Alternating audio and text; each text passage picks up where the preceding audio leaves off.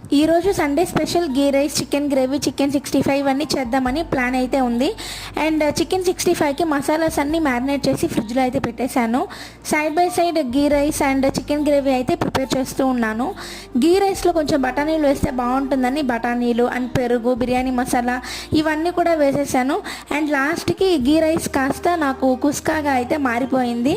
But still taste అయితే చాలా బాగా వచ్చింది.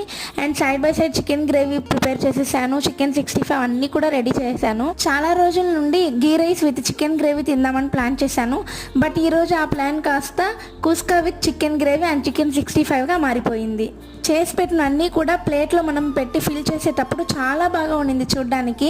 కుస్కా పైన ఫ్రైడ్ ఆనియన్స్ అన్నీ కూడా నేను వేసి పెట్టాను. చాలా అంటే చాలా బాగా వచ్చింది. అండ్ చికెన్ 65, చికెన్ గ్రేవీ ఇవన్నీ పెట్టిన తర్వాత ప్లేట్ అయితే చూడడానికి చాలా బాగా ఉండింది. మా హస్బెండ్ చూడగానే చాలా బాగుంది అని చెప్పని హ్యాపీగా తినేశారు.